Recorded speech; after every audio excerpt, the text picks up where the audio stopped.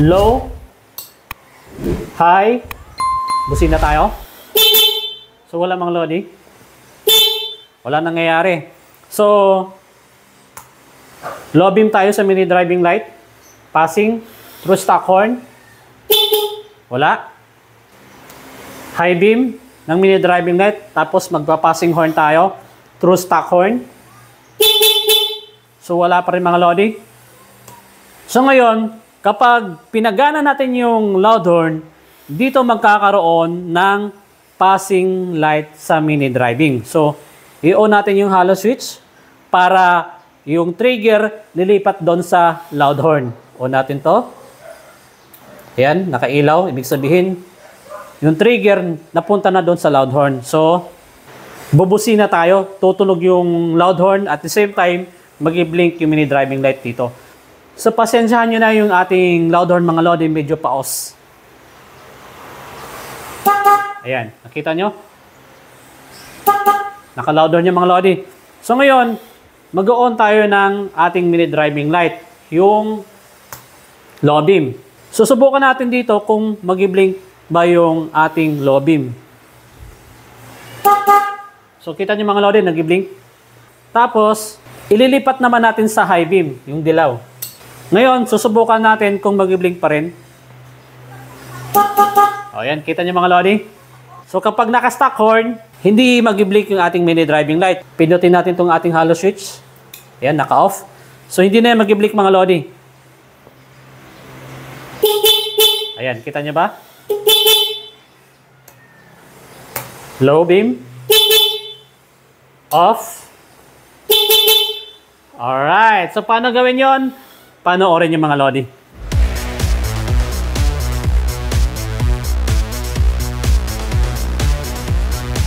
Good morning mga lodi. This is Light Moto, the wiring moto vlogger. So welcome to my YouTube channel. Okay? So for today's video mga lodi, ituturo ko nga sa inyo kung paano nga ba magkabit ng dual contact horn plus passing horn combo sa inyong mga motor. Either Yamaha, Kawasaki, Suzuki, Honda, China bikes, applicable po itong ating tutorial. Okay? So dito mga lodi, hindi mo na kailangan alamin kung positive, negative trigger yung motor mo. Ang gagawin mo lamang, sundan mo yung ating mga materials at mga wirings na ginagawa. Pag nagawa niyo yan mga idol, sure ako na gagana yung setup nyo. Okay? So, bago natin umpisa ng ating tutorial, ay hinihingi ko lamang ang inyong suporta mga lodi. Please subscribe sa aking YouTube channel. Iwanan mo na rin ako ng comment, like, at mag-share ka na rin. Kasi, napaka-importante yan sa aming mga content creator. Okay? Alright, so tara, let's go. So, mag-i-start na tayo mga lodi. Ano? So, ang una nyong aalamin kapag mag-wiring kayo mga idol, yung mga accessories line ng motor ninyo. Ito yung pinaka-import natin sa lahat. Huwag nyo na alamin kung negative or positive trigger yung motor ninyo. So, pagdating sa Honda, yung accessories line yan, yung kulay ng wire, black. Sa Yamaha naman, yung accessories line yan or wire, kulay brown. Okay? Kawasaki, yung accessories line yan or wire, kulay brown. Sa Suzuki naman, ang accessories wire niyan, kulay orange. China bikes at Honda, same lang sila ng mga wirings, kaya yung accessories line ng mga China bikes, kulay black din. Okay? So dito sa ating video mga lodi, ito yung ating susian. Okay? Ipalagay na lang natin, ito yung ating switch ng ating mga motor. Okay? May makikita kayong dalawang wire. May black at red. Okay? So, yung red mga lodi, automatic yan, nakakonect yan sa battery. Alright? So, yung black wire, ito yung accessories line. So, kung black ito, ibig sabihin, yung pattern na sinusundan ng ignition switch na hawak-hawak natin ay pang Honda. Okay? So, dito mga lodi, ito yung ating accessories line. So, kapag natumbok nyo na yan, ito rin yung isang kailangan natin ng wire para gumana yung ating setup. Okay? So, kung natumbok nyo na mga lodi yung mga accessories line ng mga motor ninyo, umpisa na tayo. Alright. So dito mga Lodi, ang una natin gagawin kapag mag-wiring tayo mga idol, dapat may fuse tayong gamit. Okay? Dapat kung dalawa yung setup nyo, katulad dito sa atin, may mini driving light at dual contact horn, ibig sabihin, may kanya-kanya silang mga fuse. So, meron namang gumagawa yung mini driving light at dual contact horn, pinagsasama nila sa isang fuse. Pero sa atin, susundin natin yung standard, dapat per load, meron kayong mga sariling fuse. Okay? Yung sukat ng fuse natin, 10 ampere. Alright? So, yung kabilang paa ng fuse natin mga Lodi, ito at ito, ayan. Ito yan, magkabilang paa yan mga idol. So, yung kabilang paa, i-connect natin to sa positive ng ating battery. Positive mga Lodi ha. So, ang gagawin natin ngayon, i-connect muna natin. Okay? So, connect natin mga Lodi. Ayan. Connect natin dito sa positive ng battery. So, may nakalatag na tayo na wire. Ito. So, sana nakikita sa ating video mga Lodi. Isusum ko na lang maya pag nag-i-edit tayo. Okay? So, ayan mga Lodi. Na-connect na natin. Okay? Yung dalawang paa ng ating fuse dito sa likuran, pinagsama natin. Ayan.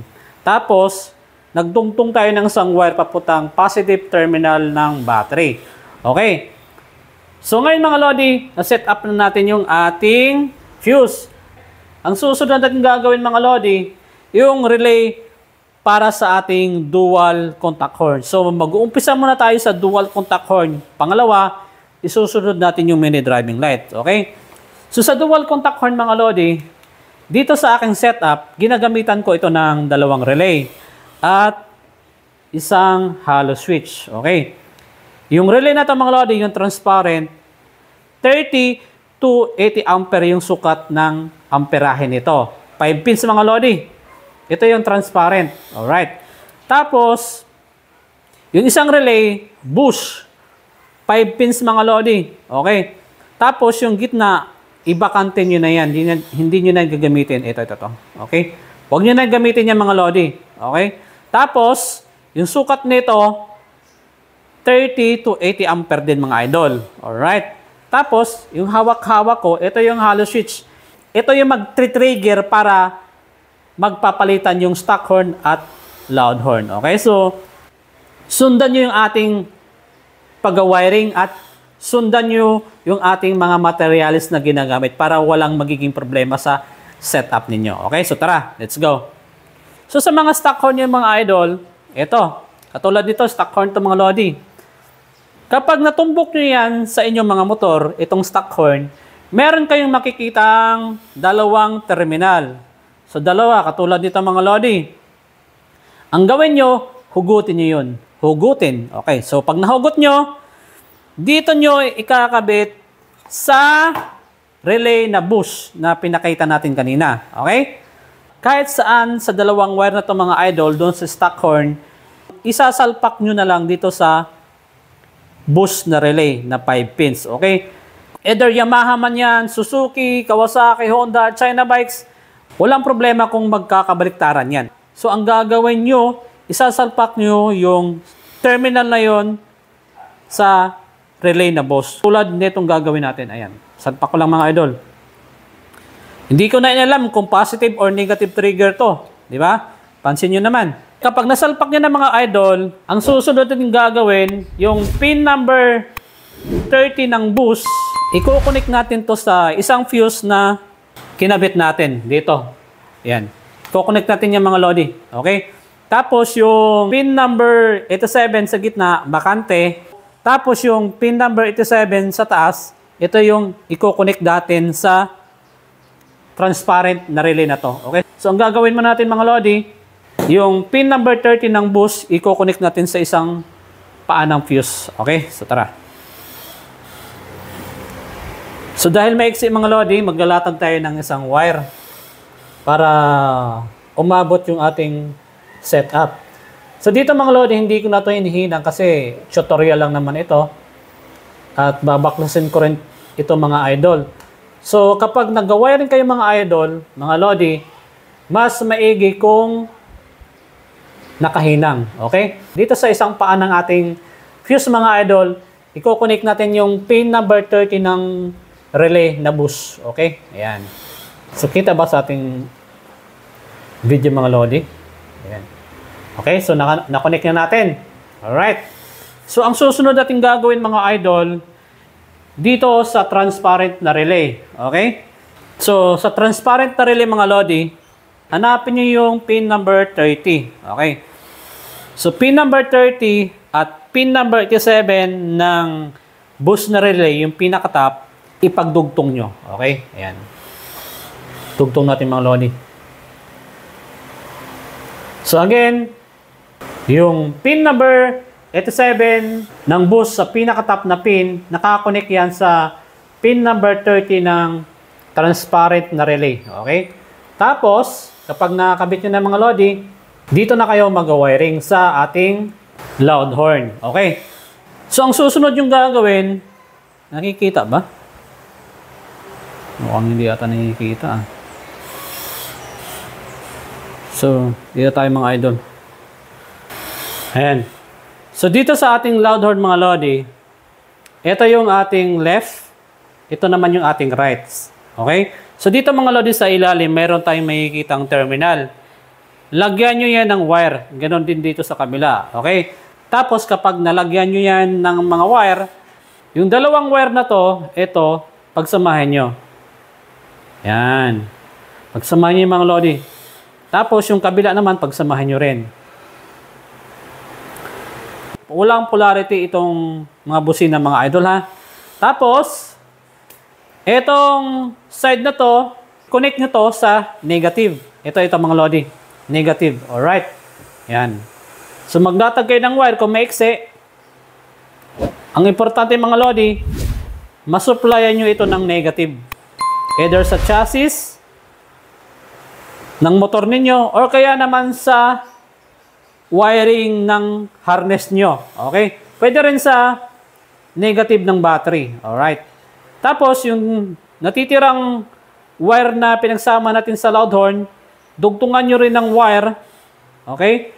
Ito naman yung i-connect natin sa pin number 87 ng ating transparent na relay. Okay? So, pin number 87, nasa top yan mga lodi. Dito. Okay? So, yung wire na ito mga lodi na pinagsama natin sa loud horn, i-connect natin to sa pin number 87 ng relay na transparent. Ayan, connect natin mga lodi. Okay, so ayan. Tapos, and then, dito naman tayo sa ating stock horn. Alright. So, stock horn mga lodi, ganon din yan. So, yung isang wire, i-connect natin to sa negative. Okay? I-connect natin to sa negative. Okay? So, yung wire ng ating loud horn mga lodi na negative, ito yon. Pagsamahin natin sila. Okay? Yan. I-connect natin to sa negative ng battery, chassis, or kaya naman harness ng motor. Okay? So, yun mga lodi, kunin natin yung isang wire ng stock horn, tapos i-connect natin dito. Ayan. So, yung wire na ito mga lodi, ayan, nakakonect to sa ating loud horn na busina. Ayan. Okay? Tapos, itong wire na to, i-connect natin to sa negative ng ating battery. O kaya naman sa chassis ng ating motor, or kaya naman sa wiring harness ng inyong mga motor. Diskarte nyo na yan mga lodi kung saan nyo ikakabit. Ang importante, dapat masupplyan nyo ito ng negative. Okay? So mamaya mga lodi, i-connect natin ito sa negative supply. Alright. So balik tayo sa ating transparent na relay mga lodi. Alright. Dito sa transparent na relay, ang susunod yung gagawin, dito sa pin number 87A. Okay? Sa pin number 87A, dito nyo i-connect yung stock horn. So, maglalatag tayo ng wire kasi may exe ito. So, hanap tayo ng wire. Ayan. So, pin number 87A, i-connect natin to sa ating stock horn. Alright. So, ito.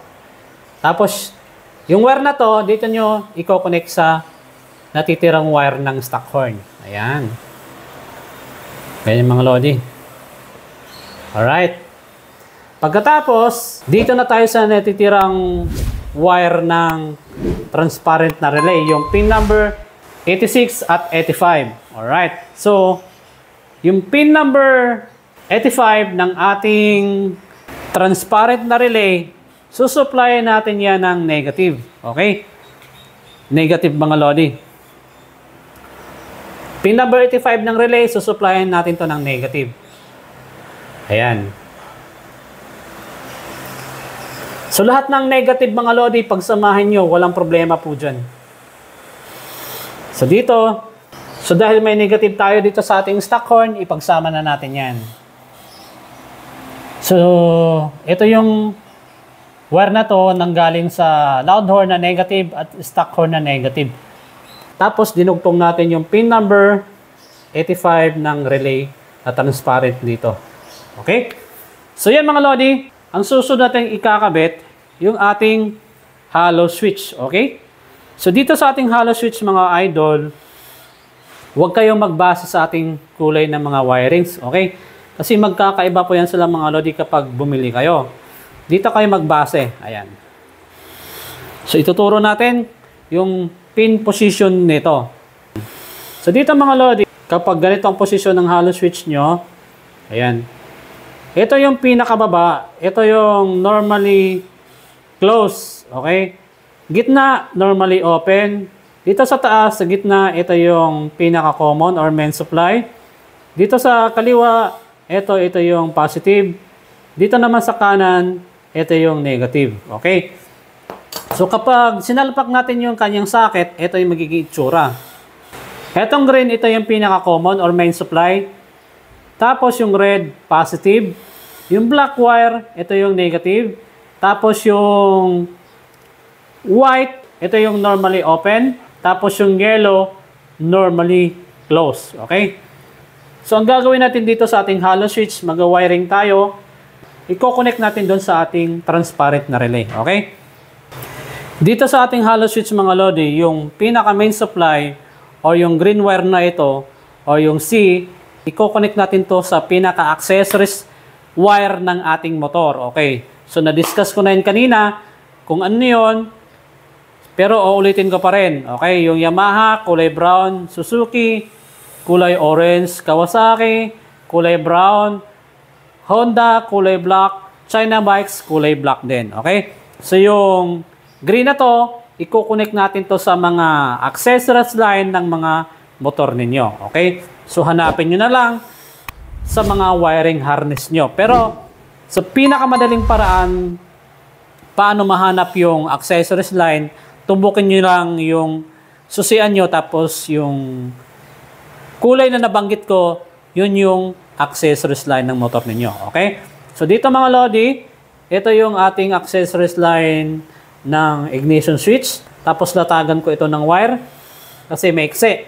Di abot dito sa ating relay. Okay, so yung green wire ng ating hollow switch, i-connect natin dito sa wire na ginapang natin galing accessories line or accessories wire. Okay, so ayan mga lodi. Tapos, maliban dyan, ito pa yung gagawin natin mga lodi. Okay, dito sa kulay white at red ng hollow switch, ipagsama natin. Pagsamahin natin yung mga lodi.